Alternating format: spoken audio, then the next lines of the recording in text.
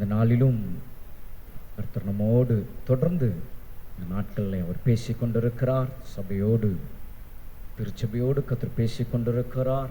நாட்களில் நான் கேட்கிற ஒரு காரியம், அநேகர் இந்த வார்த்தைகளை கேட்கிறவர்கள் உண்மையாகவே இவைகளெல்லாம் எங்களுக்கு தெரியாது, ஆனால் நீங்கள் எங்களுக்கு இந்த நாட்களில் சொல்லும்போது தான் எங்களுக்கு தெரிய வருகிறது என்று சொல்லும்போது உண்மையாகவே கர்த்தருடைய ஆவியானவர் இந்த நாட்களில் திருச்சபைக்கு, இந்த நாட்களில் விசுவாச மக்களுக்கு என்னது தேவை என்பதை அறிந்திருக்கிறவர், அதை கர்த்தர் அவர் தந்து அவர் பேசிக்கொண்டிருக்கிறார் என்று நான் விசுவாசிக்கிறேன்.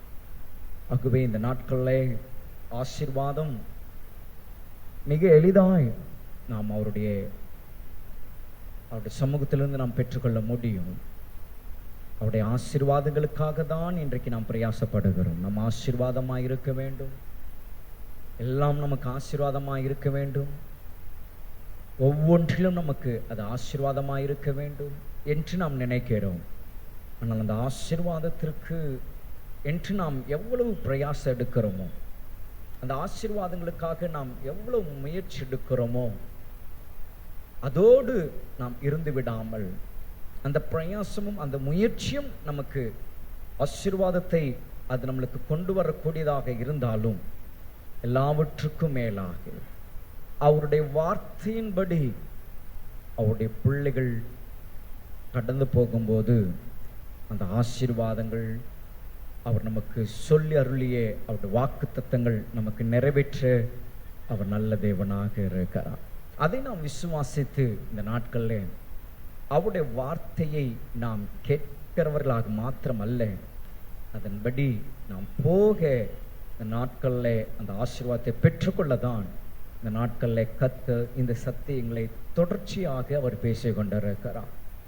இதை ஏதோ ஒன்று பேச வேண்டுமானால் பேசிட்டு போயிடலாம், ஆனால் ஆசீர்வாதத்திற்கு ஒரு வழியாக, ஒரு பாதையாக இந்த வார்த்தைகள் நமக்கு கர்த்தர் வைத்திருக்கிறபடியினால் இதை நாம் ஆழமாய் வேதத்தில் சொல்லப்பட்டிருக்கிறவைகளை நாம் அறிந்து கொள்ளும் போது, தெரிந்து கொள்ளும் போது அது நிச்சயமாக நம்முடைய வாழ்க்கையில அது ஆசீர்வாதத்தை கொண்டு வரக்கூடியதாக இருக்கிறது. ஆகவே பிரியமானவர்களே, இந்த நாட்களிலும் கிறிஸ்தவர்களின் வீடு எப்படிப்பட்டதாய் இருக்க வேண்டும் என்பதை குறித்து கர்த்தருடைய ஆவியானவர் பேசிக்கொண்டே இருக்கிறார். நீங்க நினைக்கலாம், என்னுடைய சூழ்நிலை இப்படி இருக்கு, நான் இந்த நிலையில நான் வருகிறேன், இந்த ஒரு நிலைமையில நான் இருக்கிறேன், என்னோட குடும்பம் இந்த நிலைமையில இருக்கு, நான் போகிற சூழ்நிலை இப்படியா இருக்கு, யாருக்கும் தெரியாது அப்படின்னு நீங்க ஒருவேளை நீங்கள் நினைக்கலாம், சொல்லலாம். ஆனால் அதற்கேற்ற ஒரு வார்த்தை எனக்கு கிடைக்கும், ஆனால் இங்க வந்தால் அப்படின்ற ஒரு எண்ணம் நமக்குள்ளாக தோன்றலாம். பிரியமானவர்களே, இந்த நாட்கள்ல நீங்கள் போகிற எல்லாவற்றையும் கர்த்தர் அறிந்திருக்கிறார். உங்களோட சூழ்நிலை எல்லாவற்றையும் கர்த்தர் அறிந்திருக்கிறார். ஏன் நமக்கு அந்த சூழ்நிலை ஏற்பட்டது, நமக்கு ஏன் அந்த நிலைமை, ஏன் அந்த நிலையில நாம் இருக்கிறோம், அதுதான் அவருடைய வார்த்தை கர்த்தருடைய ஆவியானவர் நமக்கு தந்து கொண்டிருக்கிறார். அப்ப அந்த வார்த்தைக்கு நேராக நம்முடைய இருதயத்தை நாம் கொண்டு வரும்போது கர்த்தர் எல்லாவற்றையும் அவர் மாற்றுவார், எல்லாவற்றையும் மாற்றுவார், எல்லாவற்றையும் நமக்கு அனுகூலமாக கர்த்தர் நம்மளை ஆசீர்வதிக்கிற தேவனாய் இருக்கிறார். அதைதான் யோபு மிக அழகாய் அவர் சொல்லுகிறார், ஆராய்ந்து முடியாத பெரிய காரியங்களை செய்கிறவர் நீங்களும் நானும் ஆராதிக்கிற தேவன், எண்ணி முடியாத அதிசயங்களை செய்கிறவர் அவர். We cannot count, எண்ணி முடியாது, என்ன கடங்காத அதிசயங்கள், ஆராய்ந்து பார்க்க முடியாத அற்புதங்கள். அவரை நாம் அண்டிக் கொண்டிருக்கும் போது இந்த நாட்களில் அவர் நம்மை ஆசீர்வதிக்க நல்ல தேவனாக இருக்கிறார். ஆகவே தொடர்ந்து அவருடைய வார்த்தையில் நாம் பலப்பட, அவருடைய வார்த்தைக்குள்ளாக நாம் கடந்து வர, வார்த்தை நம்மை நடத்த இந்த நாட்களில் கர்த்தருடைய வார்த்தைக்கு நம்முடைய இருதயத்தை நாம் கொண்டு வருவோமாக. கர்த்தருடைய சமூகத்தில் கர்த்தருடைய வார்த்தையை கேட்கும்போது ஒரு சமாதானத்தோடு கூட நாம் கேட்போம். இருதயத்தில் ஒரு சமாதானத்தோடு கூட நாம் கேட்கும்போது தான் அந்த வார்த்தை நம்முடைய உள்ளத்தில் தங்கும். அந்த வார்த்தை நம்முடைய இடத்திற்கு அது கடந்து வரும்போது அங்கே அது கிரியை செய்யும். ஆகவே கர்த்தருடைய சமூகத்தில் கர்த்தருடைய வார்த்தையை கேட்கிற இந்த நேரம் நம்முடைய பாரங்கள், நம்முடைய எல்லா சூழ்நிலைகள், கவலைகள், கஷ்டங்கள் எல்லாம் ஒரு பக்கமாக, நம்முடைய நினைவுகள் எங்க நம்மளை கொண்டு போகுது, நம்முடைய சிந்தனை நம்மளை எங்க கொண்டு போகுது, நம்முடைய யோசனை நம்மளை எங்க கொண்டு போகிறது, அது எல்லாம் ஆவிக்குள்ளாக ஒரு பக்கமாக வைத்து வார்த்தையை நீங்கள் சமாதானத்தோடு கூட எடுப்பீர்களானால் அந்த வார்த்தை உங்களுடைய வாழ்க்கையில பெரிய பலனை உங்களுடைய வாழ்க்கையில காணும்படியாக செய்யும். ஆகவே பிரியமானவர்களே, இந்த நாளிலும் தொடர்ச்சியாக 2 காரியங்களை கிறிஸ்தவனுடைய வீடுகளில் இருக்கக்கூடாத ஒரு 2 காரியத்தை உங்களுக்கு நான் காண்பித்து விட்டு இன்றைக்கு 3வது பகுதியாக கிறிஸ்தவனுடைய வீடுகளிலே செய்ய வேண்டியவைகள் என்ன என்பதை நாம் மிக வேகமாக நாம் பார்த்து இந்த வாரத்தோடு இந்த செய்தியை முடிக்கலாம் என்று நான் விரும்புகிறேன்.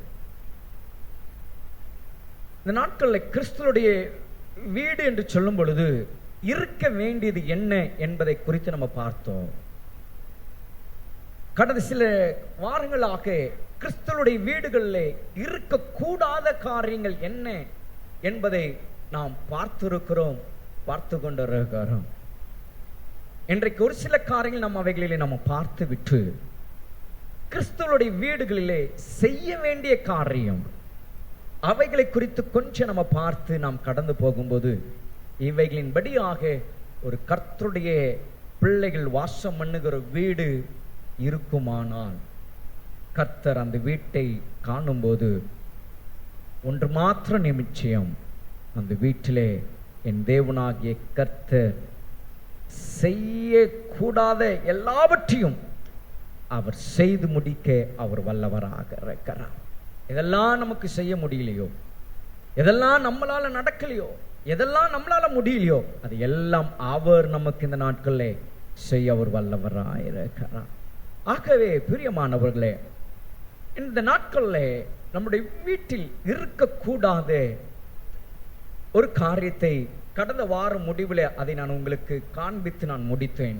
அதை இன்றைக்கு நான் தொடர்ச்சியாக அதை நாம் பார்த்து நாம் மிக வேகமாக நாம் கடந்து போக கர்த்தர் நமக்கு கிருபை பாராட்டுவாராக. எடுத்துக்கொள்வோம் மத்தேயு சுவிசேஷம் 12ஆம் அதிகாரம் 25ஆம் வசனத்தை உங்கள் முன்பாக நான் வைக்கிறேன்.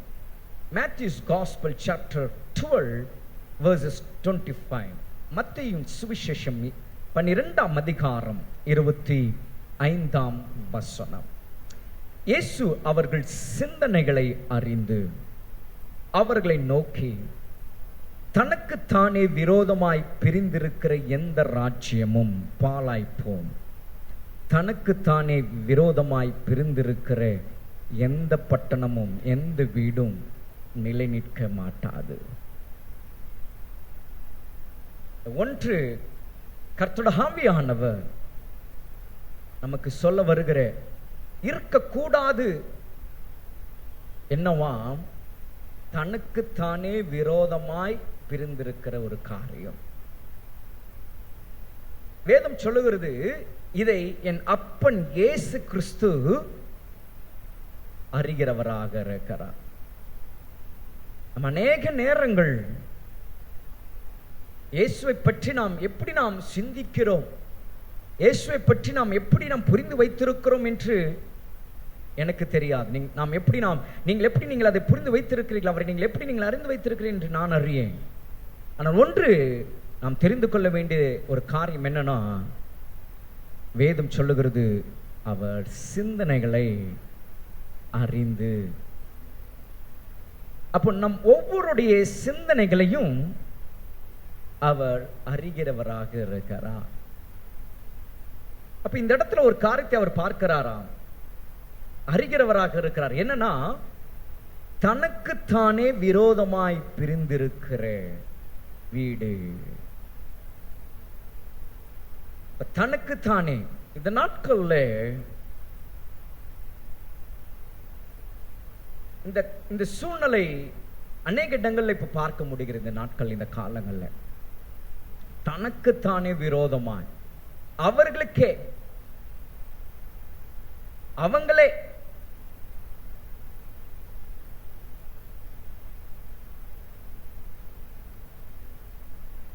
நேற்று காலையில்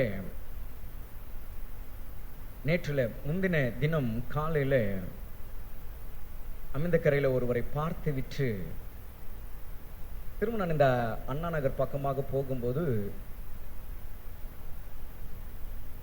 ஒரு வேன்ல, அந்த வேன்ல அநேக மக்கள், சின்ன பிள்ளைன்னா ஒரு ஒரு வாலிப பருவத்தில் வளருகிற அந்த வயது உடையவர்களும் அந்த வேன்ல இருந்தாங்க. ஒரு நல்ல ஒரு திடகாத்திரமான வாலிப சகோதரன் சகோதரிகளும் அதுல இருந்தாங்க. பெரியவர்களும் இருந்தாங்க, வயோதிபர்களும் இருந்தாங்க. எல்லா கேட்டகரி, எல்லா வயதை உடையவர்களும் அந்த வேன்ல நின்னாங்க. அது அந்த அண்ணா நகர் ரவுண்டானா அந்த சிக்னல்ல நின்னுது. அந்த வேன் வந்து நான் நிக்கிற இடத்துல வந்து நின்னுது. பொதுவா வேன்ல நிறைய பேர் போவாங்க. ஆனா அந்த குறிப்பிட்ட வேன்ல வெளியே ஒரு சில வார்த்தைகள் எழுதப்பட்டிருந்தது. சோ அந்த வார்த்தையை படித்த உடனே அதுல உள்ளவர்களை நான் பார்த்தேன். அவர்கள் எல்லாரும் ஒருவேளை எந்த சூழ்நிலையினாலே அவர்கள் அந்த இடத்திற்கு அவர்கள் வந்தார்கள் என்று நான் அறியேன். ஆனால் அவர்கள் எல்லாரும் வாழ வேண்டியவர்கள். அவர்கள் இருக்கிற அந்த இடம், அந்த வேன்ல போட்டிருந்த அந்த பெயரை பார்க்கும்போது அவர்கள் எல்லாரும் அங்கே தங்கி இருக்கிறவர்கள். அவர்கள் எல்லாரும் வாழ வேண்டியவர்கள். ஆனால் அவர்கள் எல்லாரும் தங்கள் வீடு வாசல்களை விட்டு ஏதோ ஒரு மனநிலையிலே அவர்கள் வெளியே வந்தபடியினாலே அவர்கள் அந்த ஒரு ஆர்கனைசேஷனுக்குள்ளாக அவர்கள் இருக்கிறதை நான் உணர முடிந்தது. அப்ப அதுல ஒன்று எனக்கு புரிய வந்தது. ஏதோ ஒன்று அவளுடைய வாழ்க்கையிலே தங்களுக்கு தாங்களே அவர்கள் ஏதோ ஒன்று அவளுடைய வாழ்க்கையில் சரீரத்தில் ஏற்பட்ட ஒரு காரியம் வீட்டை விட்டு குடும்பத்தை விட்டு அவர்களை பிரித்து இருக்கு என்று. இன்றைய கால சூழ்நிலை அப்படிதான். தனக்குத்தானே விரோதமாய் பிரிந்திருக்கிற ஒரு காரியம். இந்த காரியங்கள் ஒருவேளை இன்றைக்கு நம்முடைய வாழ்க்கையில இல்லாம இருக்கலாம், நம்முடைய வீடுகள்ல இல்லாம இருக்கலாம். ஆகவே இந்த வார்த்தை எனக்கு ஏன் அப்படின்னு நம்ம நினைக்கலாம். ஆனால் ஒன்றை அறிந்து கொள்ளுங்க, இவைகள் எல்லாம் கடைசி காலங்களில் சம்பவிக்கிறவைகளாய் இருக்கிறபடியினால் இந்த சத்தத்தை கேட்டுக்கொண்டிருக்கிற நம்முடைய வாழ்க்கையில இனி வருகிற நாட்கள்ல அப்படி ஒன்று உண்டாகாதபடிக்கு, நடக்காதபடிக்கு நம்மளை காத்து கொள்ளும்படியாக கர்த்தருடைய ஆவியானவர் ஒரு தீர்க்க தரிசனமாக இந்த வார்த்தை உங்களோடு கூட பேசி கொண்டிருக்கலாம். தனக்குத்தானே பிரிந்து கொள்ளுகிற ஒரு காரியம்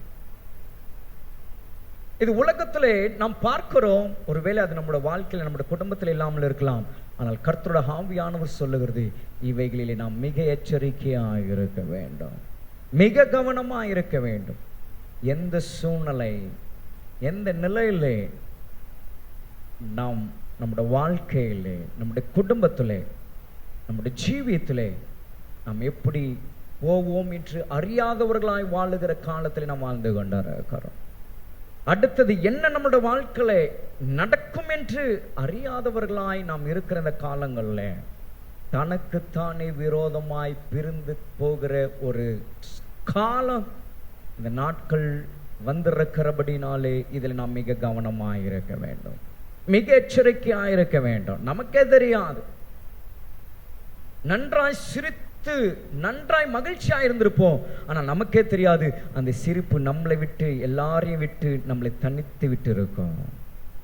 நம்ம எல்லாரோடைய நல்ல மகிழ்ச்சியா இருந்திருப்போம், நமக்கே தெரியாது அது அந்த மகிழ்ச்சி நம்மளை விட்டு அகன்று எல்லாரையும் விட்டு நம்மளை விட்டு தூரப்படுத்தி நம்மளை ஒரு மௌனமாய் விட்டு இருக்கோம். நம்ம நன்றாய் எல்லோரோடும் பேசுகிறவர்களாய் நாம் இருந்திருப்போம். இந்த நாட்கள்ல அந்த பேசுகிற அந்த பழக்கம் குறைந்து நமக்கே அறியாமல் நாம் விலகி மௌனமாய் இருக்கிறதை நாம் அறிந்திருப்போம். இதெல்லாம் எதை நமக்கு காண்பிக்குது? தனக்குத்தானே விரோதமாய் பிரிந்து போகிற ஒரு காரியம். இதுல நம்ம மிக கவனமாய் இருக்க வேண்டும். இது நம்முடைய வீட்டிலே இருக்கக்கூடாது. காரணம், அப்படி இருக்குமானால் அந்த வீடு நிலை நிற்க மாட்டாது என்று இங்கே வேதம் சொல்லுகிறது. ஆகவேதான் கர்த்தருடைய ஆவியானவர் சொல்லுகிறார், நம்முடைய வாழ்க்கையில நம்முடைய வீட்டில் இருக்கக்கூடாத ஒரு விஷயம் என்னன்னா, தனக்குத்தானே விரோதமாய் சிலர்லாம் பார்த்தீங்கன்னா ஏதாவது நடந்துருச்சுன்னா தங்களுக்கு தாங்களே காயப்படுத்தி கொள்ளுவாங்க, தங்களுக்கு தாங்களே கரைப்படுத்தி கொள்ளுவாங்க, தங்களை தாங்களே கோபப்படுத்தி கொள்ளுவாங்க, தங்களை தாங்களே திட்டிக் கொள்ளுவாங்க, தங்களை தாங்களே அடித்து கொள்ளுவாங்க. இதெல்லாம் எதை காண்பிக்குது? தங்களுக்கு தாங்களே விரோதமாய் பிரிந்து போகிற ஒரு காரியத்தை காண்பிக்குது.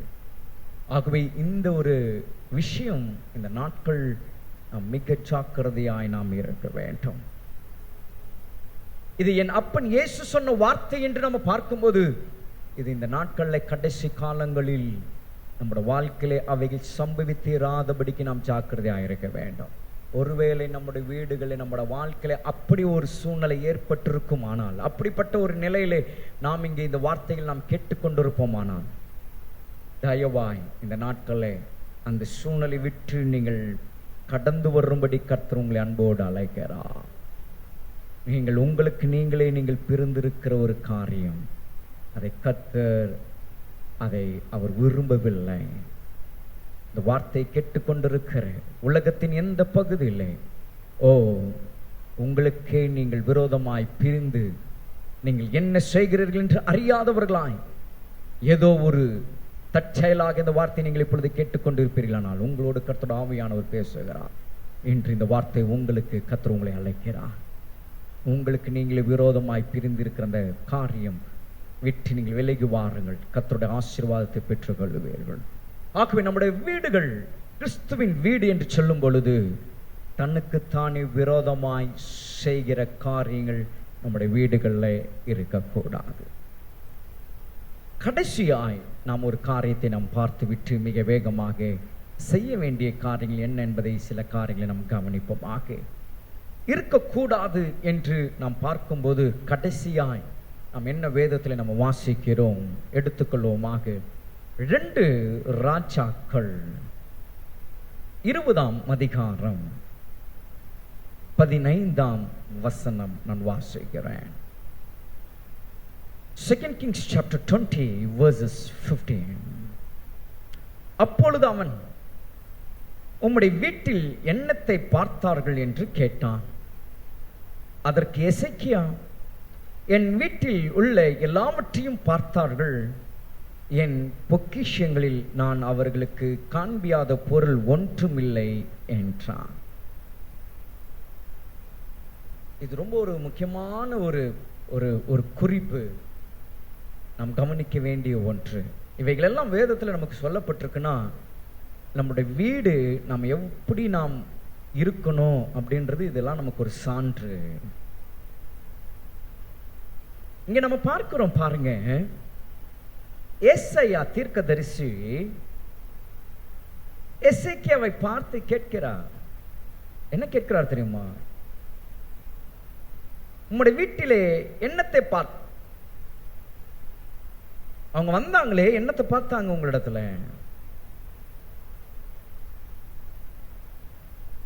அதற்கு எசேக்கியா சொல்றாரு, என் வீட்டில் உள்ள எல்லாவற்றையும் பார்த்தார்கள், என் பொக்கிஷங்களிலும் நான் அவர்களுக்கு காண்பியாத பொருள் ஒன்றும் இல்லை என்றான். இது என்ன தெரியுங்களா? இதுக்கு அப்படியே நீங்க வாசிச்சீங்கன்னா 17ஆம் வசனத்தை நீங்க வாசி பாருங்க. ஏன் நம்மளுடைய வீட்டில் இந்த ஒரு காரியம் இருக்கக்கூடாது அப்படின்னு கர்த்தருடைய ஆவியானவர் சொல்லுகிறார். அதை வாசித்து நம்ம பார்க்கலாம். இதோ நாட்கள் வரும், அப்பொழுது உமது வீட்டில் உள்ளதிலும் உமது பிதாக்கள் இந்நாள் வரைக்கும் சேர்த்ததிலும் ஒன்றும் மீதியாக வைக்கப்படாமல் எல்லாம் பாபிலோனுக்கு கொண்டு போகப்படும். என்ன அர்த்தம் தெரியுங்களா? கர்த்தர் நமக்கு கொடுக்கிற ஆசீர்வாதங்கள், கர்த்தர் நமக்கு தந்து அனுபவிக்கும்படியாக, நம்முடைய வீட்டில் இருக்கும்படியாக தருகிறவைகளை நாம் அதை அனுபவிக்க வேண்டும். அது நல்லது. அதே நேரத்தில்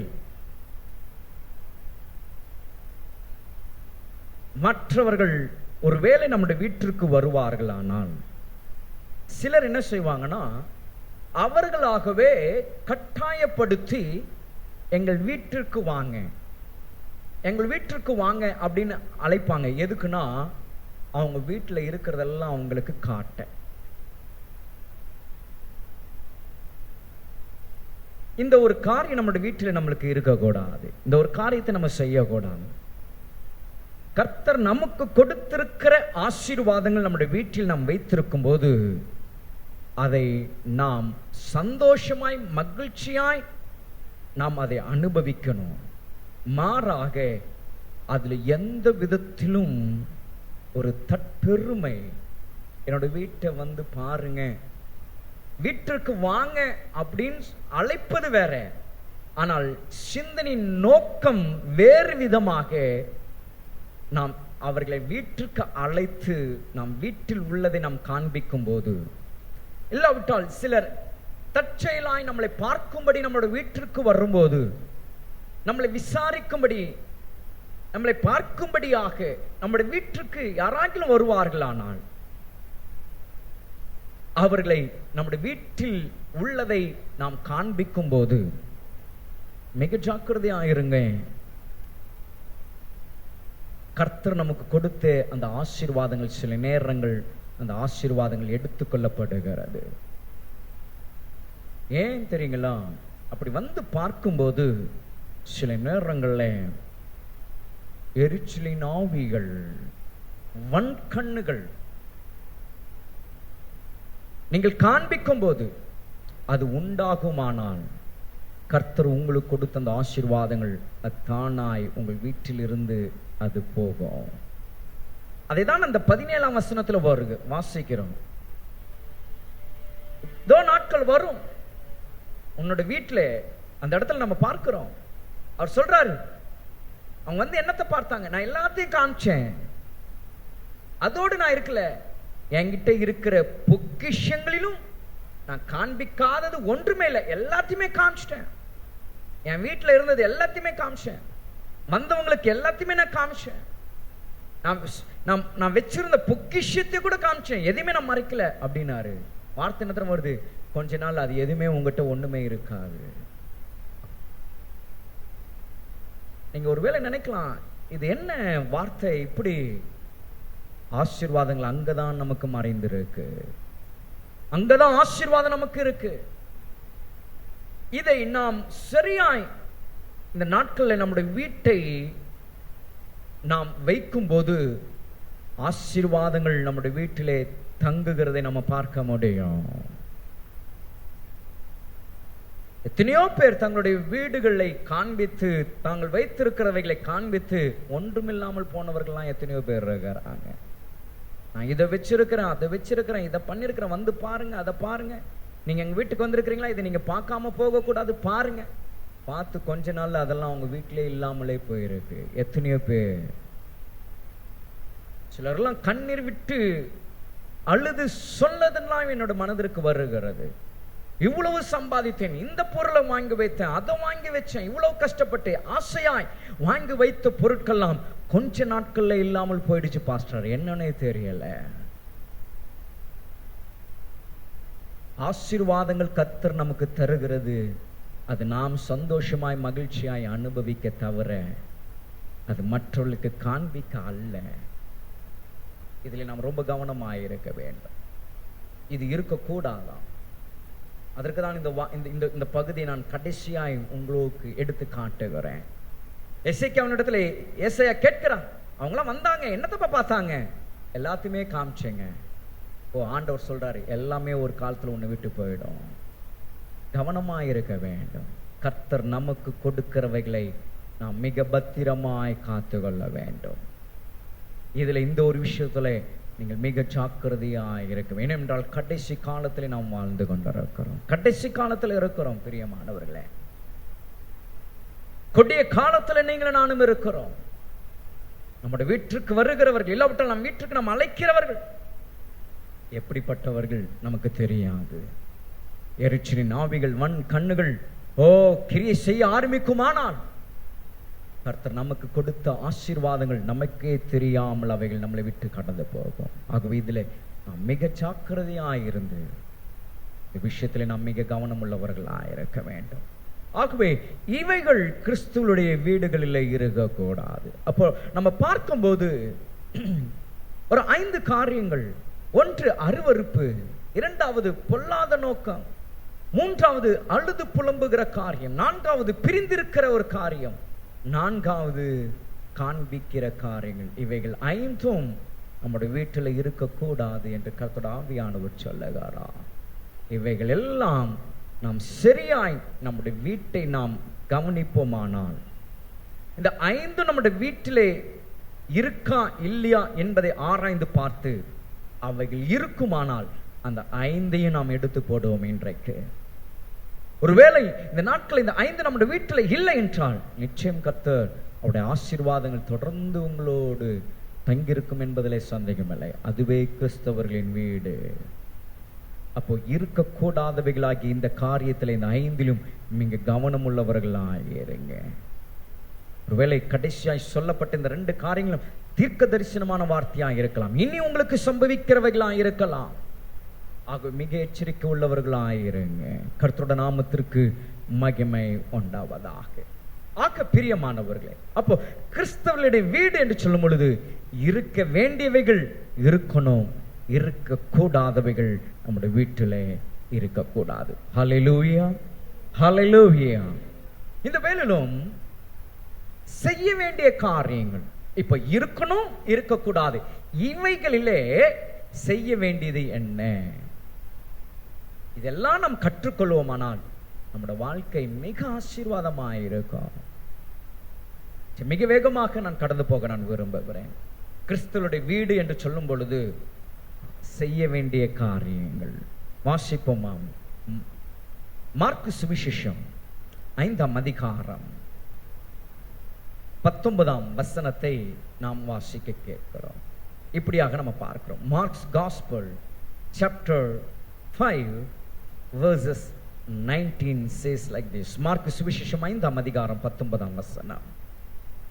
இயேசு அவனுக்கு உத்தரவு கொடாமல், நீ உன் இனத்தாரிடத்தில் உன் வீட்டிற்கு போய் கர்த்தர் உனக்கு இறங்கி உனக்கு செய்தவைகளை எல்லாம் அவர்களுக்கு அறிவி என்று சொன்னார். அப்ப செய்ய வேண்டிய முதல் காரியம் கர்த்தருடைய ஜனம் என்னவாம்? கர்த்தருடைய பிள்ளைகளாகிய நமக்கு கர்த்தர் செய்தவைகளை அறிவிக்க வேண்டும். நம்முடைய வீடு எப்படி இருக்கணும் தெரியுமா? ஒரு கிறிஸ்துவோட வீடு என்று சொன்னால் அந்த வீடு எப்படிப்பட்ட வீடா இருக்கணுமா? கர்த்தர் செய்தவைகளை அறிவிக்கிற வீடா இருக்கணும். என் அப்பன் இயேசு கிறிஸ்து உங்களுக்கு செய்தவைகள் அறிவிக்கிற ஒரு வீடாய் உங்கள் வீடு இருக்கணும். என்ன அர்த்தம்? அந்த வீட்டில் வாசம் பண்ணுகிற கர்த்தருடைய பிள்ளைகள் நீங்கள் அவரை பற்றி அறிவிக்கிற மக்களாய் நீங்கள் மாற வேண்டும். இன்னைக்கு உங்களுடைய வீடு எப்படி இருக்கு? இந்த காரியத்தை உங்களுடைய வீடு செய்கிற ஒரு வீடா இருக்கா? உங்களுடைய வீட்டில் எத்தனை பேர் வந்து கர்த்தருடைய செய்கைகளை கேட்கிற வீடாக உங்களுடைய வீடு நீங்கள் வைத்திருக்கிறீங்க? கர்த்தர் உங்களுக்கு எத்தனை எண்ணற்ற காரியங்களை அவர் உங்களுக்கு செய்திருக்கிறார். அவர் செய்தவைகளை எல்லாம் நாம் நினைக்கும் போது அதை நாம் அறிவிக்கிறவர்களாய் நாம் இருக்க வேண்டும். நம்முடைய வீடு அறிவிக்கிற வீடாய் இருக்க வேண்டும். நம்முடைய வீட்டிற்கு யார் வந்தாலும், ஒருவேளை நம்முடைய வீட்டை பார்க்கிறவர்களாக இருந்தாலும், அந்த வீடு எப்படி இருக்கணும்னா மற்றவர்கள் பார்க்கும்போது அங்க உள்ளவங்களுக்கு கர்த்தர் அவங்க ஆண்டவர் எல்லாவற்றையும் செய்கிறவர், நீங்க அங்க போனீங்கன்னா அதை தான் நீங்க கேட்பீங்க, அதை தான் அவங்க பேசுவாங்க அப்படின்னு சொல்லுகிற ஒரு வீடா இருக்கணும். இல்லாவிட்டால் அந்த வீட்டிற்கு போனால் அவங்களுக்கு அவங்க ஆண்டவர் செய்தது போல எனக்கும் செய்வார் என்பதை அறிந்து கொள்ளும்படி வருகிற ஒரு வீடாய் நம்முடைய வீடு மாற வேண்டும். அதற்கு என்ன செய்யணும்? நம்மளுடைய வீடு அவர் செய்தவைகளை அறிவிக்கிறதா இருக்கணும். இன்றைக்கு இந்த காரியத்துல நாம் ரொம்ப பின்தங்கி இருக்கிறோமா? இந்த விஷயத்துல நம்ம ரொம்ப தூரமா இருக்கிறோமா? இந்த காரியத்தில் நாம் செய்கிறவர்களாக இல்லாவிட்டால் செய்யாதவர்களாக நாம் இருக்கிறோமா? எப்படி நாம் இருக்கிறோம்? ரட்சிக்கப்பட்டு வருடங்கள் போயிடுச்சு, கடந்துருச்சு. ரட்சிக்கப்பட்ட ஆண்டும் நம்ம மறந்திருப்போம். சிலர் ரட்சிக்கப்பட்ட வருஷத்தையும் 4 மாதத்தை எல்லாம் மறந்திருப்போம். சிலர் கொஞ்சம் யோசிச்சு பாருங்க. நீங்க ரட்சிக்கப்பட்ட நாளிலிருந்து இது வரைக்கும் அவர் செய்தவைகள் எண்ணற்றவைகளாயிருக்கு, எண்ணற்றவைகளாயிருக்கு. அவர் செய்யல அப்படின்னு சொல்றது உங்களோட மனதுல வருது அப்படின்னா அதற்கு காரணம் அவர் அல்ல, அதற்கு காரணம் நீங்களாக இருப்பீர்கள். ஆனால் அவர் இதுவரைக்கும் உங்களுக்கு செய்தவைகளை நீங்கள் நினைத்து பார்க்கும்போது அவைகளை நீங்கள் அறிவிக்க வேண்டும். இந்த நாட்களில் அறிவிக்கிற காலத்தில் நாம் வந்திருக்கிறோம். இயேசுவை அறிவிக்கிற காலத்தில் நாம் வந்திருக்கிறோம். நேற்று தினத்துல டாக்டர் பென்னிஹின் அவர்கள் ஒரு தேசத்துல ஒரு குடும்பத்தை பார்க்கும்படியாக ஒரு வீட்டிற்கு அவர் போகிறதை அவர் நேற்று காண்பித்தார். அங்கே அவர் அவர் ஆரம்பித்ததிலிருந்து அந்த ஷூட் அவர் டெலிகாஸ்ட் பண்ணிக்கிட்டே இருக்கிறார். அப்போ அவர் போகும்போது அவர் சொல்லுகிறார், இப்போ நான் ஒரு வீட்டிற்கு நான் போகிறேன், அந்த குடும்பத்தை சந்திக்கும்படியாக போகிறேன், அந்த குடும்பத்தோடு நான் பேசும்படியாக போகிறேன், நீங்களும் வாங்க அப்படின்ற ஒரு டெலிகாஸ்ட் எடுத்து லைவ் பண்ணி அவர் நேற்று போட்டுக்கிட்டு இருக்கிறார். அதை கவனிச்சுக்கிட்டே இருந்தேன். அப்போ ஒரு வீட்டிற்கு போகிறார். அந்த வீட்டிற்குள் போனா 93 வயதை உடையவர் அந்த ஆண், 92 வயதை உடையவர் அந்த தாயார், அந்த பெண், கணவன் மனைவி. அப்படின்னா வயது முதிர்ந்தவர்கள், ஒரு டாக்டர்ஸ், 2 பேருமே டாக்டர்ஸ், ஒரு டாக்டர் ஃபேமிலி. அவருக்கு 93 வருஷம், அந்த அம்மாவுக்கு 92 வயது. அந்த வீட்டை பார்த்தீங்கன்னா அங்க ஒரு 30 பேர் உட்கார்ந்துருக்கிறாங்க ஒரு பக்கமாக. அவங்க தன்னோட வீட்டை இவருக்கு திறந்து கொடுத்து அவரை வரவேற்று அந்த இடத்துல தங்களுக்கு மாத்திரமல்ல அந்த ஆசீர்வாதம், மற்றவர்களுக்கும் ஆண்டவருடைய ஆசீர்வாதம் போகணும்னு சொல்லி ஆண்டவரை குறித்த காரியத்தை அறிவிக்க தங்களுடைய இடத்தை அந்த வயதிலே அவர்கள் திறந்து கொடுத்தார்கள். அவர்களுடைய வீட்டில் அவள் உட்கார்ந்து அவர்கள் இருவரையும் அவர் கனப்படுத்தி வந்திருக்கிற அத்தனை பேருக்கும் ஆண்டவருடைய வார்த்தைகள், கர்த்தர் செய்த அற்புதங்களையும் அதிசயங்களையும் அங்கே இருக்கிறவர்களுக்கு அவர் போதிக்க ஆரம்பிக்கிறார். இதுதாங்க இன்றைக்கு கிறிஸ்தவருடைய வீடாய் மாறணும். இன்றைக்கு நமக்கு சூழ்நிலை மாறும்போது நம்ம என்ன நினைக்கிறோம்? முடியல, எனக்கு இப்படி பண்ணுது, எனக்கு அதுவா இருக்கு, எனக்கு அப்படி இப்படி நம்ம எல்லாம் நம்ம என்னென்னமோ போல யோசிக்கிறோம், பல காரணங்களை நம்ம காட்டுறோம். ஆனா ஒரு கிறிஸ்தவருடைய வீடு என்று சொல்லும் பொழுது கிறிஸ்துவை பற்றி அறிவிக்கிற வீடாய் மாற வேண்டும். அந்த டாக்டர் ஃபேமிலி பாருங்க, 93 வயது, 92 வயது நிரம்பி அவர்களுடைய வீடு கிறிஸ்துவை அறிவிக்கிற வீடாய் இருக்குமானால் இந்த நாட்களில் அதை தான் இன்றைக்கு உங்களிடத்திலும் என்னிடத்திலும் நம்மளிடத்திலும் அவர் எதிர்பார்க்கிறார்.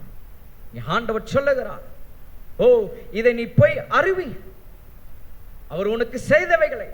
அப்ப இந்த நாட்களில் அவர் உங்களுக்கு செய்தவைகளை அட்லீஸ்ட் 5 பேருக்காவது வாரத்திற்கு நாம் அறிவிக்கிறவர்களாய் நாம் ஒரு முடிவெடுக்க வேண்டும். அவரை பற்றி நாம் சொல்ல வேண்டும், சொல்ல ஆரம்பிக்க வேண்டும். ஆகவே இப்படிப்பட்ட ஒரு அனுபவம் இன்றைக்கு கிறிஸ்துவோட வீட்டிலே செய்ய வேண்டியவைகளாய் நாம் இருக்கிறோம்.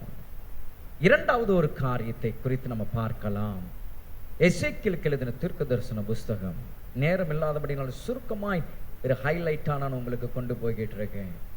எசேக்கியேலுக்கு எழுதின தீர்க்க தரிசன புஸ்தகம் 44ஆம் அதிகாரம் 30ஆம் வசனத்தை நீங்கள் வாசிப்பீர்களானால், எசேக்கியேல் chapter 44 verses 30 says like this: சகலவித முதற்கனிகளில் எல்லாம் முந்தின பலனும் நீங்கள் காணிக்கையாய் செலுத்தும் எவ்விதமான பொருள்களும் ஆசாரியர்களுடையதாய் இருப்பதாக. உங்கள் வீட்டில் ஆசீர்வாதம் தங்கும்படிக்கு நீங்கள் பிசைந்த மாவில் முதல் பாகத்தை ஆசாரியனுக்கு கொடுக்க கடவீர்கள். இரண்டாவது, கிறிஸ்தவனுடைய வீடு என்று சொல்லும் பொழுது செய்ய வேண்டிய ஒரு காரியம் என்னவாம்? இங்க வேதம் திட்டவட்டமாக சொல்லுகிறது, சகலவித முதற்கனிகளில் நீங்கள் பிசைந்த மாதிரி முதற் பாகத்தை ஆண்டவருக்கு கொண்டு வந்து கொடுக்கணுமா? ஆதி காலங்கள்ல திருச்சபையில இந்த காரியங்கள்லாம் நடந்தது. தங்களுடைய வீடுகள்ல எது முதல்ல வந்தாலும் அதுல ஒரு பகுதி அதை எடுத்து வைப்பாங்க. ஞாயிற்றுக்கிழமை வரும் பொழுது கர்த்தரோட சமூகத்துல கொண்டு வந்து வைப்பாங்க. ஆனால் இந்த நாட்கள்ல அவைகள் எல்லாம் மறைந்து போயிடுச்சு. அதெல்லாம் இல்லாத ஒரு சூழ்நிலையாய் மாறிடுச்சு. இன்றும் சில கிராமங்களில், சில திருச்சபைகள்ல இன்றும் மக்கள் அதை கடைபிடிக்கிறார்கள். ஆனால் இங்கு வசனம் நமக்கு சொல்லுகிறது, செய்ய வேண்டிய சில காரியங்கள் நம்முடைய வீட்டிலே நாம் விடாது இருக்கும்படி இந்த நாட்கள் நாம் செய்ய வேண்டிய ஒரு காரியம் என்னவாம்? சகலவித முதற் பகுதி அது அவருக்குரியதாய் அதை கொண்டு வந்து கர்த்தருக்கு முன்பாக கொண்டு வந்து வைக்கணுமா? ஏன்னா அங்க வசனம் சொல்லுது பாருங்க, உங்கள் வீட்டில் ஆசீர்வாதம் தங்கும்படிக்கு. அந்த வார்த்தை நீங்க லைன் போட்டுக்கணும். உங்கள் வீட்டில் ஆசீர்வாதம் தங்கும்படிக்கு. இந்த நாட்கள்ல நம்முடைய வீட்டில் ஆசீர்வாதம் தங்கணும்னா இந்த வார்த்தையை நீங்க எடுத்துக்கொள்ளுங்க. நாட்கள்ல நம்ம நினைக்கிறோம், ஏன் ஆசீர்வாதம் இல்லை, ஏன் ஆசீர்வாதம் போயிடுச்சு, நல்லா இருந்தோமே, நல்லா இருந்தது, குடும்பம் நல்லா இருந்துச்சு, நல்லா போய்கிட்டு இருந்தது, இன்னைக்கு ஏன் இந்த சூழ்நிலை, ஏன் ஆசீர்வாதம் இல்லாமல் போகுது, ஏன் ஒண்ணுமே இல்லாம போய்கிட்டு இருக்கு, ஏன் ஆசீர்வாதம் தங்கல? ஆண்டவரிடத்துல நீங்கள் கேட்கும் போது ஆண்டவர் உங்களோடு கூட பேசுவார். அப்ப இந்த இடத்துல வார்த்தை நமக்கு சொல்லுகிறது, சகலவித எல்லாவற்றிலும் முதற் காரியம் அது கர்த்தருடையது. இதை நாம் செய்யணும். இன்றைக்கு அதை சபை செய்ய தவறிவிட்டது. அது சபை இன்றைக்கு செய்ய மறந்து விட்டது. இன்றைக்கு சபை அதை வேண்டாம் என்று அதை தள்ளி வைத்து விட்ட ஒரு காரியத்தை கர்த்தருடைய ஆவியானவர் சபைக்கு சொல்லுகிறார், இதை செய்ய வேண்டும் என்று. செஞ்சு பாருங்க, அதை ஒரு பிராக்டிஸா எடுத்து பண்ணி பாருங்க. உங்களோட வாழ்க்கையில, உங்களோட வீட்டிலே ஆசீர்வாதம் தங்குவதை நீங்கள் பார்க்க முடியும். நான் சொல்லலைங்க, வார்த்தை இந்த இடத்துல நமக்கு சொல்லுகிறது. ஒரு கிறிஸ்துவோட வீடு ஆசீர்வாதமா இருக்கணும்னா கிறிஸ்துவோட வீட்டிலே செய்யப்பட வேண்டிய ஒரு காரியம் இதுவாக இருக்கிறது. இதை நம்ம ஒரு நாள் நம்ம மறந்து போகக்கூடாது. ஒரு நாள் நம்ம இதை மறந்து போகக்கூடாது. நம்முடைய வாழ்க்கையில எதெல்லாம் நமக்கு நன்றாக நன்மைக்கென்று நம்முடைய வாழ்க்கையில நம்முடைய வீட்டிற்குள் கொண்டு வருகிறோமோ ஒரு பகுதி அது சபைக்குரியது, கர்த்தருக்குரியதாக நாம் கொண்டு வர வேண்டும். இதை நாம் செய்ய வேண்டும்.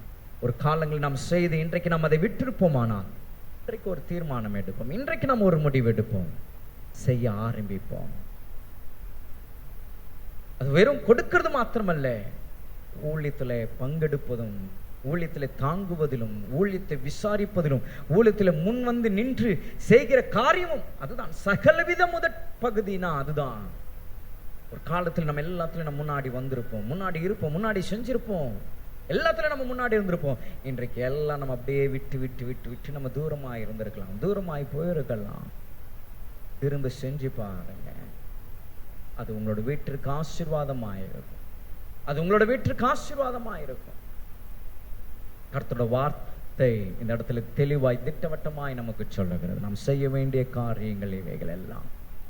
ஆகவே பிரியமானவர்களே, இதை நாம் நம்முடைய மனதில் நாம் எண்ணி பார்க்க வேண்டும்.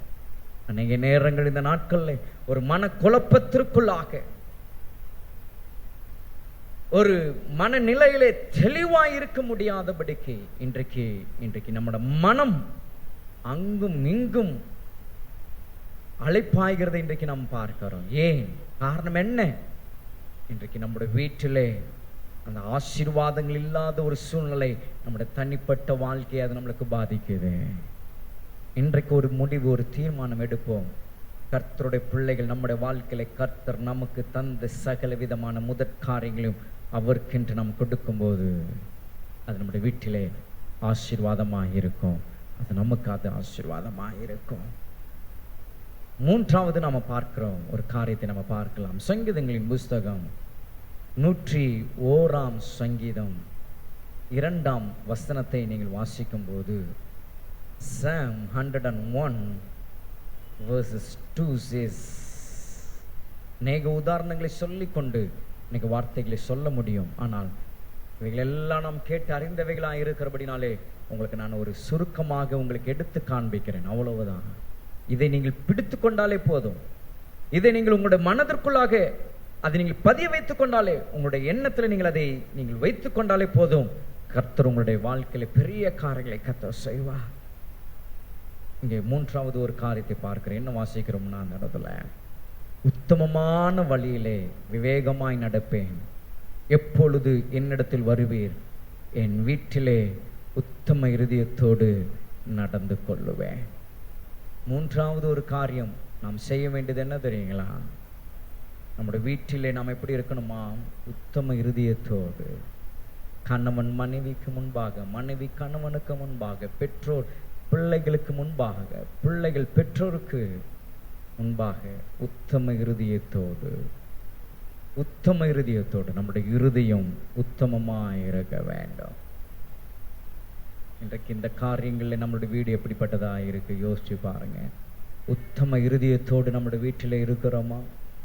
மனைவிக்கு தெரியாமல் செய்கிற காரியங்கள், கணவனுக்கு தெரியாமல் செய்கிற காரியங்கள், பெற்றோருக்கு தெரியாமல் செய்கிற காரியங்கள், இன்றைக்கு நாம் நம்மை நாமே ஆராய்ந்து பார்க்க வேண்டும்.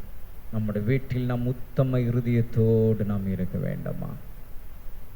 உத்தம இருதயத்தோடு. இங்கே சங்கீதக்காரன் சொல்லுகிறான், உத்தமமான வழியிலே வேகமாய் நடப்பேன், எப்பொழுது என்னிடத்தில் வருவீர். எவ்வளவு ஸ்ட்ராங்கா ஒரு ஸ்டேட்மெண்ட் அந்த இடத்துல கொடுக்கிறார் பாருங்க தாவீது. உத்தமமான வழியில் விவேகமாய் நடப்பேன்.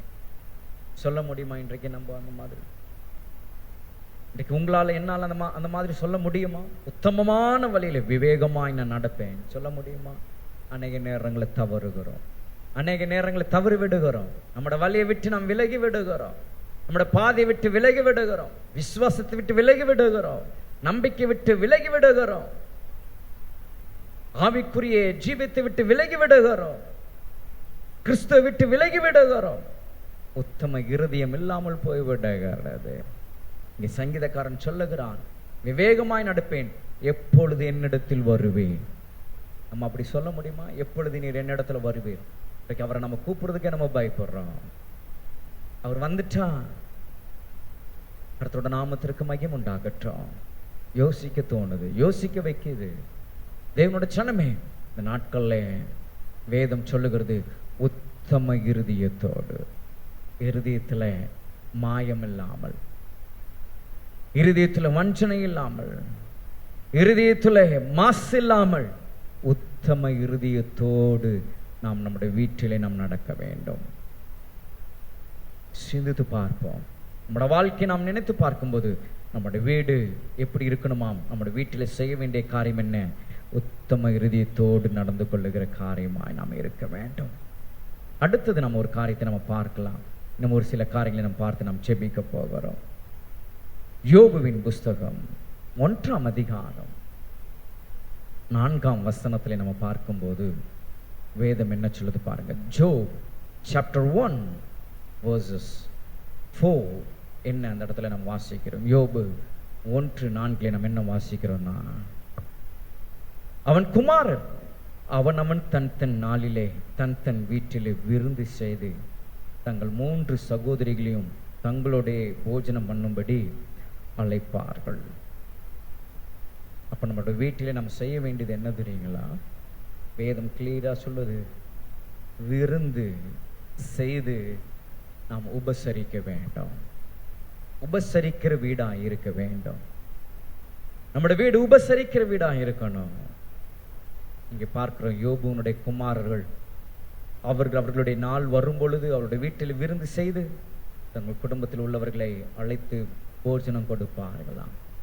இந்த நாட்களில் கிறிஸ்தவருடைய வீடு என்று சொல்லும் பொழுது நம்முடைய வீட்டில் நாம் செய்ய வேண்டியது மற்றவர்களை உபசரிக்கிற வீடாக இருக்கணும். மற்றவர்களுக்கு ஆகாரம் கொடுக்கணும். மற்றவர்களுக்கு ஒருவருக்காக, யாராவது ஒருவருக்காவது ஒரு நாள் ஒருவருக்காவது நம்முடைய வீட்டிலிருந்து அவர்களுக்கு நம்ம போஜனம் கொடுக்கணும். ஏசாயா தீர்க்க தரிசனத்துல நம்ம வாசிக்கிறோம், அதுவே உகந்த உபவாசம். எது உகந்த உபவாசம்? போஜனம் கொடுப்பது, இல்லாதவர்களுக்கு கொடுப்பது, கேட்பவர்களுக்கு கொடுப்பது, அதுவே உகந்த உபவாசமாகும்.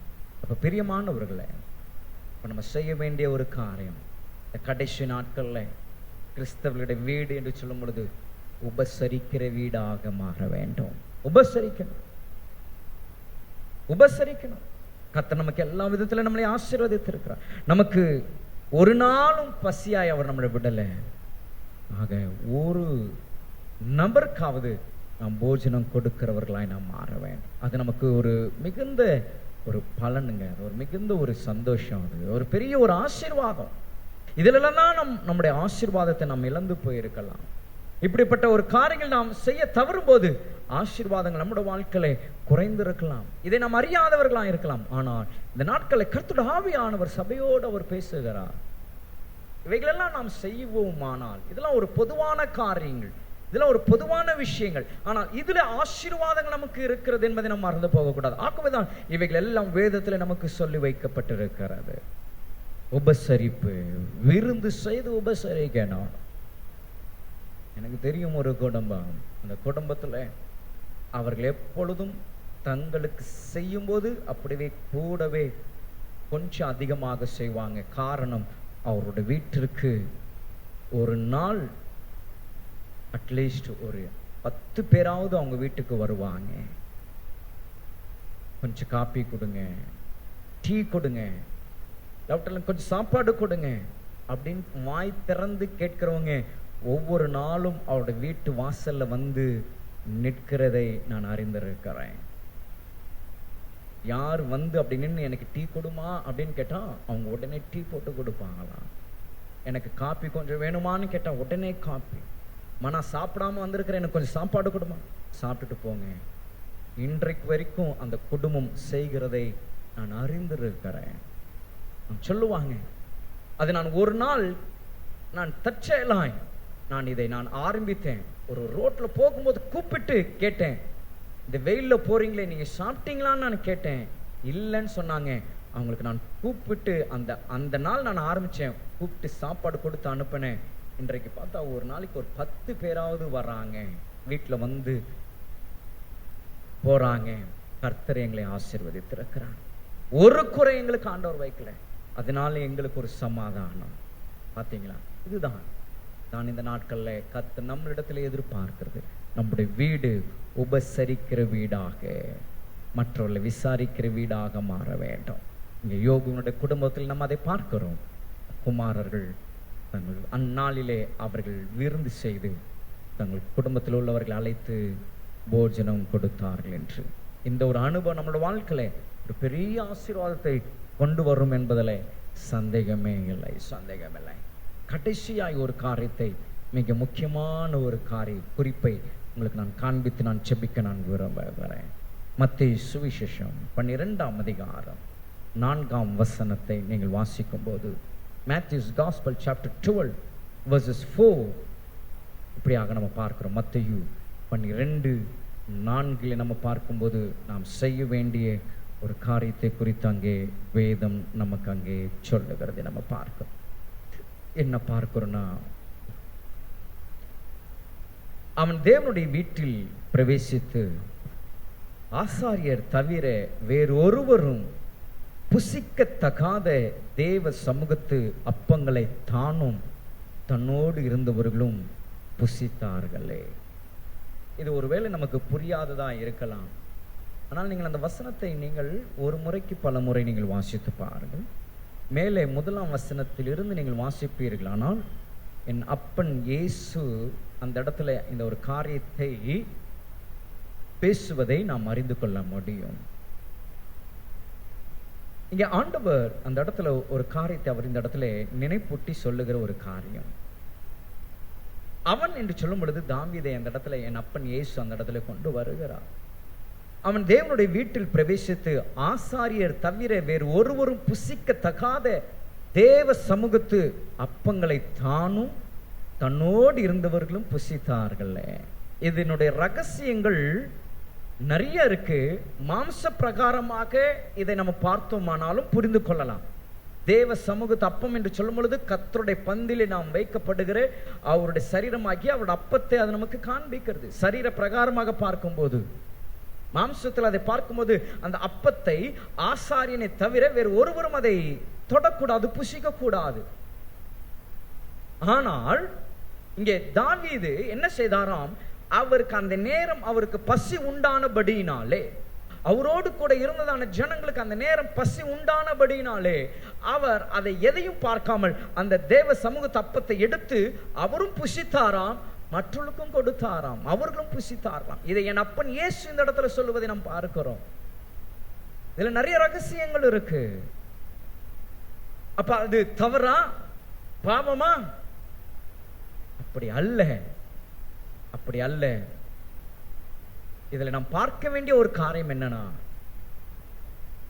ஆண்டவர் நம்மோடு இருக்கும்போது, தேவனுடைய ஜனமே, ஆவிக்குரிய ரீதியாக நான் சொல்லுகிறேன், அதை நாம் மறந்துடுவோம். இந்த வார்த்தையை நாம் ஆவிக்குரிய ரீதியாக நம்ம பார்க்கும்போது, ஆண்டவராகிய இயேசு கிறிஸ்து நம்மோடு கூட இருக்கும்போது, தேவ சமூகத்து அப்பம் என்று சொல்லும் பொழுது அவருடைய வார்த்தையை நமக்கு வெளிப்படுத்தது. அவர் நமக்கு சொல்லி வைத்த அவருடைய வார்த்தைகள் நம்மளுக்கு காண்பிக்குது. அப்ப நம்முடைய தேவனாகிய கர்த்தர், நம்ம அப்பன் இயேசு நம்மளோடு கூட இருக்கும்போது அவருடைய சமூகத்து அப்பமாக்கிய இந்த அப்பத்தை நாமும் புசிக்க வேண்டும், மற்றவர்களுக்கும் புசிக்க கொடுக்க வேண்டும். இன்றைக்கு நாம் இதை புசிக்கிறோமா? இன்றைக்கு இந்த அப்பத்தை நாம் நன்றாய் புசிக்கிறோமா? ஒவ்வொரு நாளும் இதை நாம் புசிக்கிறோமா? இது வெறும் ஆசாரியனுக்கு மாத்திரம் அல்ல என்று நாம் நினைத்துக் கொள்ளக்கூடாது. இன்றைக்கு நாமும் புசித்து மற்றவர்களுக்கும் புசிக்கணும். அப்படின்னா என்ன தெரியுங்களா? வெறும் ஊழியக்காரன் மாத்திரம் வார்த்தையை பிரசங்கிக்கிறவனாய் மாறக்கூடாது. கேட்கிற நீங்களும் அவருடைய வார்த்தையை மற்றவர்களுக்கு சொல்லுகிறவர்களாய் மாற வேண்டும். அறிவிக்கிறது வேற, சொல்லுகிறது வேற. அறிவிப்பு என்பது இன்ஃபர்மேஷன், சொல்லுகிறது என்பது அனௌன்ஸ்மெண்ட். இதுல நிறைய டிஃபரன்ஸ் இருக்கு. இன்ஃபர்மேஷன் வேற, அனௌன்ஸ்மெண்ட் வேற. அப்ப இந்த இடத்துல இங்க நம்ம பார்க்கிறோம், ஆண்டவரை பற்றி நாம் சொல்லணும். ஆண்டவராகிய இயேசு கிறிஸ்து நமக்குள்ளாக இருக்கும் பொழுது, ஓ, இந்த சமூகத்தை அப்பமாக்கி அவருடைய வார்த்தையை நாம் புசிக்கிறது மாத்திரமல்ல, நாம் மற்றவர்களுக்கு நாம் புசிக்க கொடுக்க வேண்டும். இதை தாவீது செய்தான். தனக்கு பசி உண்டாயிருக்கும் போது அவர் தேவ சமூக அப்பத்தை அவர் புசித்தாராம், மற்றவர்களுக்கும் புசிக்க கொடுத்தாராம். இன்றைக்கு நமக்கு பசி உண்டாகும் போது அவருடைய வார்த்தை கேட்க வருகிற நாம், அவருடைய வார்த்தை கேட்டு நாம் திருப்தி அடைகிற நாம், அது நம்மளோடு இருந்து விடக்கூடாது. அது நாம் மற்றவர்களுக்கு நாம் அதை கொடுக்க வேண்டும். இன்றைக்கு எத்தனையோ மக்கள் உலகத்திலே அவருடைய வார்த்தை இல்லாமல் பசியோடு கூட இருக்கிற எத்தனையோ மக்களை நாம் இந்த உலகத்தில் நம்ம பார்க்கிறோம். இன்றைக்கு எனக்கு யார் சமாதானத்தை பற்றி சொல்லுவா, இன்றைக்கு யார் எனக்கு அன்பை வெளிப்படுத்துவா, யார் எனக்கு இரக்கத்தை காட்டுவா என்று சொல்லி, ஓ, இன்றைக்கு இருக்கிற ஜனங்களுக்கு, இன்றைக்கு பசியா இருக்கிற அந்த மக்களுக்கு, ஓ தேவனுடைய ஜனமே, நீங்கள் இந்த நாட்கள்ல அவர்களுக்கு போய் சொல்ல வேண்டும். இன்றைக்கு நாம் என்ன நினைக்கிறோம், அதெல்லாம் ஊழியக்காரருடைய வேலை அப்படின்னு நம்ம நினைச்சுக்கிறோம். இல்ல பிரியமானவர்களே, கர்த்தரை பற்றி சொல்லுகிற வார்த்தை அது எல்லோர் மேலும் விழுந்த கடமையாயிருக்கு, எல்லோர் மேலும் விழுந்த கடமை. அப்ப அவருடைய சமூகத்தை அப்பமாகிய அவருடைய வார்த்தையை இந்த நாட்கள்ல நாம் மற்றவர்களுக்கு சொல்ல வேண்டும். அதற்கு முன்னதாக அந்த வார்த்தையை நமக்குள்ளே நாம் முதலில் எடுத்துக்கணும். ஃபர்ஸ்ட் நம்ம ரிசீவ் பண்ணணும், சரியாய் ரிசீவ் பண்ணணும், அது நமக்கு ஜீரணமாகணும். இன்றைக்கு அநேகருக்கு வார்த்தை ஜீரணமாகிறதே கிடையாது. வாங்கிக்கிறாங்க, வெளியே போய் கக்கிறாங்க, ஜீரணமாகிறது கிடையாது. காரணம் என்னன்னா, சரீரத்தில் இருக்கிறதான பல விதமான அசுசியங்கள் இங்க கேட்கிற வார்த்தைகளில், அவற்றால் வெளியே கேட்கிற வார்த்தைகளாக இருக்கட்டும், கர்த்தரோட வார்த்தை அதை உள்ளே போய் அது ஜீரணமாகாதபடிக்கு அது என்ன செய்யுதுன்னா, கேட்ட மாத்திரத்தில் உடனே அதை கக்கி விடுகிறார்கள். காரணம், சரீரத்தில் அசுசியம் இருக்கிறபடியினாலே, வயிற்றிலே அசுசியம் இருக்கிறபடியினாலே வார்த்தை தங்குவது கிடையாது. தேவனுடைய சொன்னமே அப்படி அல்ல. அவருடைய வார்த்தையை முதலாவது நமக்குள்ளாக நன்றாய் ஜீரணமாக வேண்டும், நன்றாய் டைஜஸ்ட் ஆகணும். அப்போ நாம் மற்றவர்களுக்கும் நாம் அதை நாம் சொல்ல முடியும். இது நம்மளுடைய வீட்டில் நாம் செய்ய வேண்டிய ஒரு காரியம். இது நாம் செய்ய வேண்டிய ஒரு காரியம். நாம் ரட்சிக்கப்பட்ட இத்தனை ஆண்டுகள்ல ஒருவருக்காக ஒரு 5 நிமிடம் உட்கார்ந்து இயேசுவை பற்றி நாம் சொல்லியிருக்கிறோமா? நம்முடைய வாழ்க்கையில நாம் ஆண்டவரை பற்றி நாம் அறிவிப்பை நாம் கொடுத்திருக்கிறோமா? ஆண்டவரை பற்றிய ஒரு அறிவிப்பு, ஆண்டவரை பற்றிய ஒரு இன்ட்ரோ அவர்களுக்கு நம்ம சொல்லியிருக்கிறோமா? சிந்தித்து பார்ப்போம். இந்த நாட்கள் நாம் செய்ய வேண்டிய காரியம் இவைகளாக இருக்கு. முதலாவது ஒரு காரியம், நம்முடைய வீட்டிலே நாம் செய்ய வேண்டியது என்னன்னா, அவர் நமக்கு செய்தவைகளை நாம் அறிவிக்கணும். இரண்டாவது, கர்த்தர் நம்முடைய வீட்டில் நமக்கு தருகிற சகல விதத்திலும் முதற் பலனை கர்த்தருக்கென்று அவருடைய சமூகத்தில் அவருக்கு நாம் கொண்டு வரணும். மூன்றாவது, உத்தம இருதயத்தோடு நாம் நடந்து கொள்ளணும். நான்காவது, மற்றவர்களை உபசரிக்கிறவர்களாக இருக்கணும். ஐந்தாவது, தேவ சமூகத்தை அப்பமாகி அவருடைய வார்த்தையை இந்த நாட்களில் நாம் மற்றவர்களுக்கு சொல்லுகிறவர்களாக, மற்றவர்களை ஆதாயப்படுத்துகிறவர்களாக நாம் மாற வேண்டும். இந்த அனுபவம் இந்த நாட்களில் கிறிஸ்தவர்களுடைய வீடு செய்யுமானால் அதுவே கர்த்தருடைய பார்வையிலே அவர் விரும்புகிற கிறிஸ்தவர்களின் வீடாய் அது காணப்படுகிறது. இதை நாம் சிந்தித்து ஆராய்ந்து பார்த்து கர்த்தருக்குள்ளாக நாம் கடந்து போக கர்த்தருடைய ஆவியானவர் நமக்கு உதவி செய்வாராக. இருக்கிற இடத்துல நாம் யாவரும் மேலிருந்து நிற்போமா? கண்களை மூடி கர்த்தரை நோக்கி நாம் பார்க்க போகிறோம். Let's all stand up in the presence of God. இந்த நாட்களில் தொடர்ச்சியாக சில வாரங்கள் கிறிஸ்துவோடைய வீடை பற்றிய காரியங்கள் கர்த்தருடைய ஆவியானவர் நம்மோடு பேசியிருக்கிறார். உங்களுக்கு பிரயோஜனமாக இருக்கும் என்று நான் நம்புகிறேன். தேவனுடைய சனமே,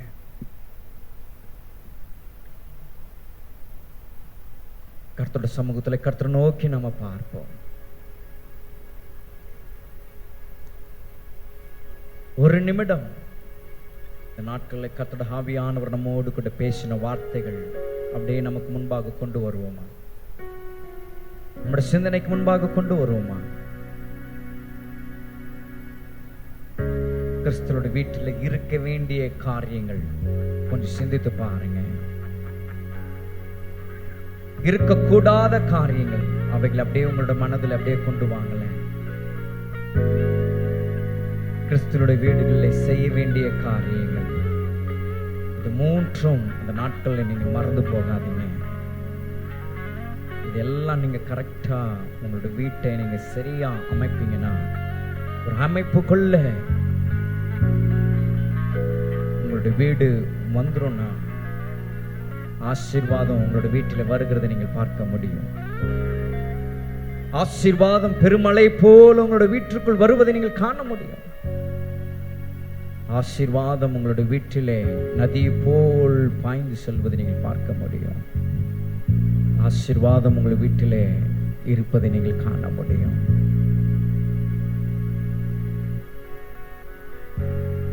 ஆசீர்வாதங்களுக்காக காத்திருக்கிற தேவ சனமே, இன்ன காரியங்களின்படியாக உங்களுடைய வீடு இன்றைக்கு நாம் மாற்றிக்கொள்ளுவோம், மாற்றி அமைப்போம். குடும்பமாய் உட்காருங்க, குடும்பமாய் அமர்ந்து இந்த காரியங்கள் எல்லாம் யோசிங்க, பேசுங்க. உங்களுடைய வீட்டை நீங்கள் அப்படியாய் நீங்கள் அமைத்து பாருங்க, ஒரு ஸ்ட்ரக்சருக்குள்ள கொண்டு வாங்க. கர்த்தர் சொன்ன இந்த வார்த்தைகளின்படி உங்களுடைய வீடை ஒரு ஸ்ட்ரக்சருக்குள்ள கொண்டு வாங்க. ஆசீர்வாதங்கள் பாருங்க, தேவன் அவர் வர்ஷிக்க பண்ணுவார். விசுவாசிப்பீங்கன்னா, இந்த வார்த்தையை நீங்கள் விசுவாசிக்கிறீங்கன்னா, நம்பிக்கையோடு கூட போங்க, நம்பிக்கையோடு கூட போங்க. கர்த்தர் உங்களுக்கு பெரிய காரியங்களை செய்வார்.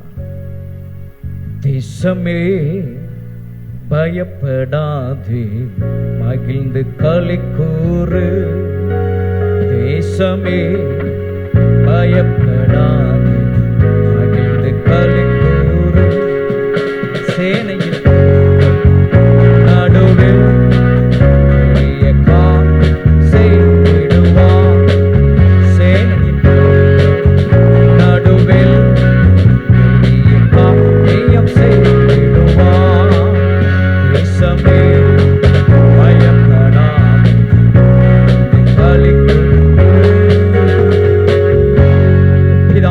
இயேசுவின் நாமத்தில் இந்த மகிமையான ஆராதனையில் நம்முடைய நாமம் மகிமைப்பட்டபடியா இந்த பிரசனம் எங்கள் மத்தியிலே அசவாடினபடியால் நமக்கு நாங்கள் நன்றி செலுத்துகிறோம். கடந்து வந்த நம்முடைய மக்கள் ஒவ்வொருவரையும் ஆசீர்வாதங்களுக்குனாலே உடைய சமாதானத்தினாலே கர்த்தரை வழி நடத்தும்படியாக நாங்கள் செபிக்கிறோம். கர்த்தர் பொறுப்படுத்திக் கொள்வீராக. உடைய வார்த்தைக்காக நாங்கள் நன்றி செலுத்துகிறோம். பெரிய காரியங்களை செய்யுங்க. உங்க சமூகம் முன்னாக கடந்து போகட்டும். இயேசுவின் நாமத்தில் இந்த பரிசுத்த ஆராதனை ஏறெடுக்கிறோம் நல்ல பிதாவே, ஆமென். நம்முடைய பிதாவாகிய தேவனுடைய அன்பும் கர்த்தராகிய இயேசு கிறிஸ்துவினுடைய கிருபையும் பரிசுத்த ஆவியானவருடைய அன்னுநைக்கமும் சமாதான வழி நடத்துதல் என்றும் என்றும் சதா காலம் நாம் அனைவரோடு கூட என்றும் தங்கியிருப்பதாக, ஆமென். கர்த்தர் உங்களை ஆசீர்வதித்து உங்களை காக்க கடவுள். கர்த்தர் தம்முடைய முகத்தை உங்கள் மேல் பிரகாசிக்க பண்ணி உங்கள் மேல் கிருபையாயிருக்க கடவுள். கர்த்தர் தம்முடைய முகத்தை உங்கள் மேல் பிரசன்னமாக்கி உங்களுக்கு சமாதானம் கட்டளிட கடவுள். என் ஆத்துமாவே கர்த்தரை ஸ்தோத்திரி, என் முழுவதும் என்னோட பரிசுத்த நாமத்தை ஸ்தோத்திரி. என் ஆத்துமாவே கர்த்தரை ஸ்தோத்திரி, கர்த்தர் செய்த சகல உபகாரங்களை மறவாதே. ஆமென், ஆமென். கர்த்தர் உங்களை ஒவ்வொருவரையும் ஆசீர்வதிப்பாராக. உங்கள் ஒவ்வொருவருக்கும் ஷலோம். God bless you.